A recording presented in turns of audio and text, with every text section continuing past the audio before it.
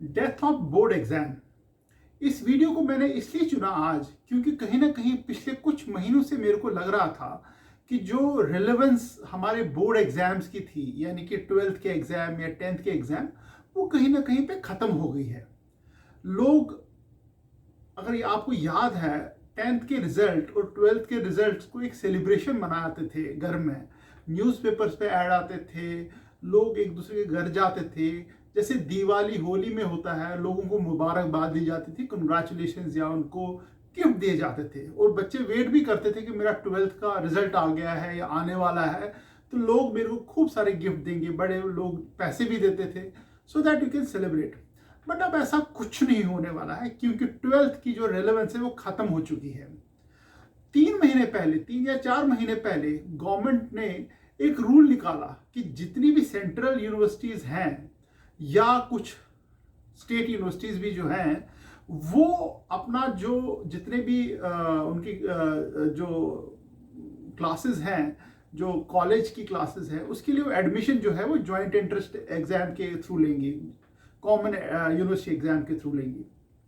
अब मुझे पहली बात ये समझ नहीं आ रही है कि उसकी ज़रूरत क्या है। जब बच्चे के 12th में मार्क्स आ रहे हैं तो उसके बेसिस आप क्यों नहीं ले सकते हो? उनका कहना है कि ये एक लेवल प्लेइंग फील्ड नहीं है। इसका मतलब किसी बोर्ड में किसी टॉपर के, मान लीजिए, 95% मार्क्स आते हैं और दिल्ली में टॉपर के 100 मार्क्स आते हैं, तो वो कैसे हो सकता है? यानी कि बिहार बोर्ड का जो टॉपर है वो कम चला जाएगा क्योंकि उसके 95% मार्क्स हैं, तो उसको शायद एडमिशन कॉलेज में ना मिले, दिल्ली यूनिवर्सिटी जैसे कॉलेज में। बट उसका एक तरीका तो था, उसका एक तरीका है रैशनलाइजेशन। आप मार्क्स को रैशनलाइज कीजिए, उससे हो सकता था। अब आपने स्टूडेंट्स के ऊपर एक और बर्डन डाल दिया, जाने अनजाने में, आपको अच्छा लगे या बुरा लगे, एक बर्डन डाल दिया। उसी के ऊपर आज का वीडियो है। इस वीडियो को सब्सक्राइब जरूर करना और कमेंट जरूर रखना। अगर आपको ये व्यवस्था या जो भी आप अरेंजमेंट या फ्यूचर में यूनिवर्सिटीज में एडमिशन लेने के लिए किया हुआ है, अगर आपको अच्छा लगता है तब भी आप कमेंट करना।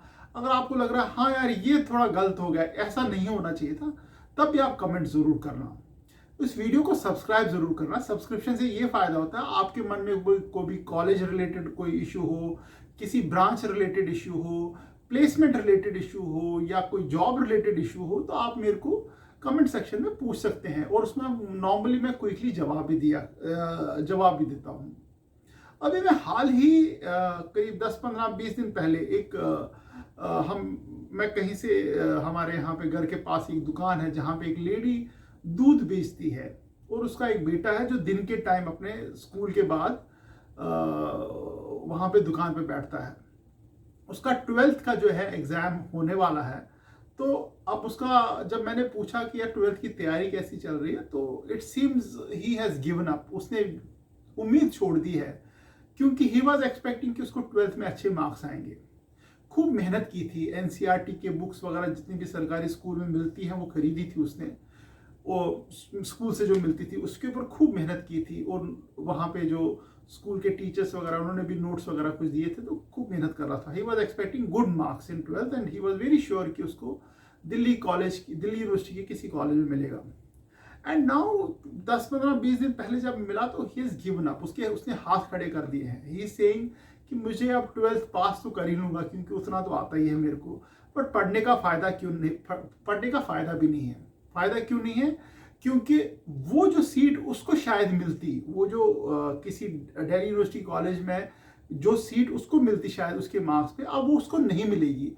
वो उस बच्चे को मिलेगी जो अब जो सेंट्रल यूनिवर्सिटी जो टेस्ट है, इंट्रेंस टेस्ट है, उसकी कोचिंग जो बच्चा कर रहा होगा उसको मिलेगी, विच इज करेक्ट ऑल्सो। अब आपने डिसएडवांटेज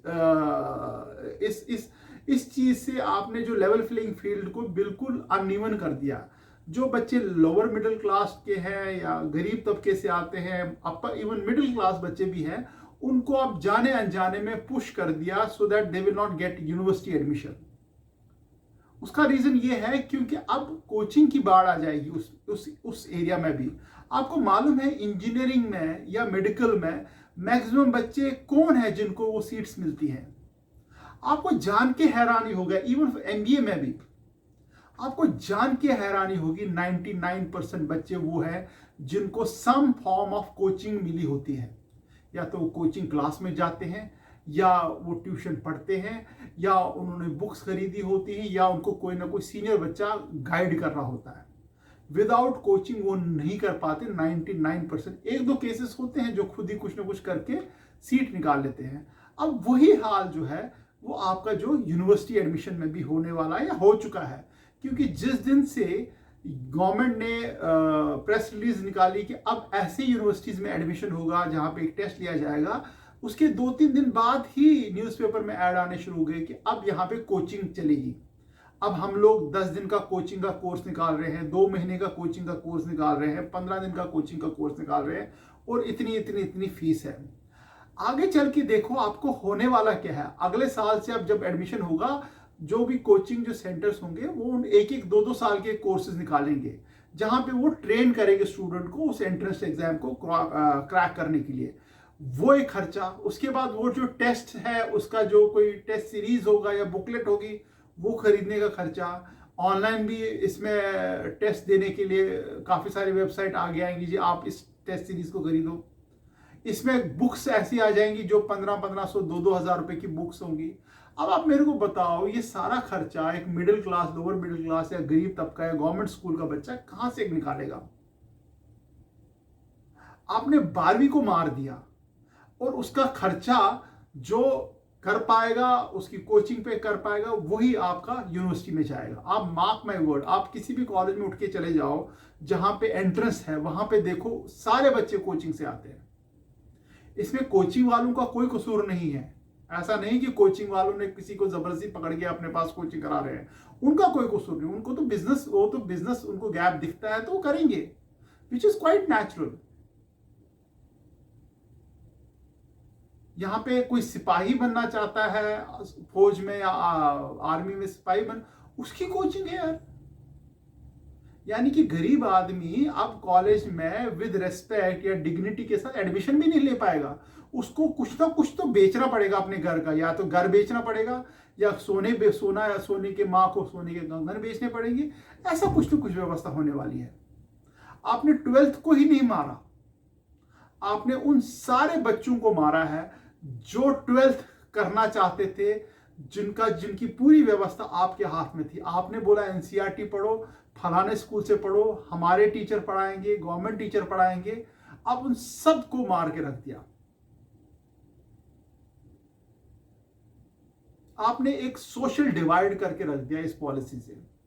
मुझे जो पर्सनली लगता है, I could be totally wrong, मैं शायद गलत भी हूं, फ्यूचर में शायद मैं गलत साबित हो जाऊं, बट आज की डेट में किसी भी इंजीनियरिंग, मेडिकल या किसी भी ऐसी जगह पे जाइए जहां पे कोचिंग होती है, कॉलेज में जाइए, वहां मैक्सिमम मतलब 90% से ज्यादा बच्चे वो हैं जिन्होंने they have taken some form of coaching. और यहां पे आप यूनिवर्सिटी जा सकते थे विदाउट एनी कोचिंग, आपके 12th मार्क्स वैलिड थे, और आपने 12th के जो बोर्ड है उसी को मार के रख दिया। अब आप 12th मार्क्स में कोई इंटरेस्ट नहीं है किसी बच्चे का। आपको इंजीनियरिंग करनी है, 12th के मार्क्स नहीं चाहिए। आपको मेडिकल करना है, आपको 12th मार्क्स नहीं चाहिए। आपको कोई और सब्जेक्ट पकड़ना है, 12th के मार्क्स नहीं चाहिए। हाँ, बस पास हो जाओ किसी तरीके से 12th में, बस बात खत्म। कुछ यूनिवर्सिटीज हो सकती हैं जो अपने 12th मार्क्स 50% 60%, बट 50-60% तो वैसे ही आ जाते हैं आजकल बच्चों के। आपके मन में कुछ और भी ख्याल आ रहा हो, या कुछ ऐसा कमेंट आ रहा हो जो आप मेरे साथ शेयर करना चाहते हो, या अपने बारे में, अपने कॉलेज के बारे में, या किसी फ्यूचर रिलेटेड कोई इश्यूज के बारे में बात करना चाहते हो, आप प्लीज़ मेरे को ज़रूर लिखो। मैं नॉर्मली क्विकली जवाब दे देता हूँ, और सब्सक्राइब ज़रूर करना। All the best and thank you very much.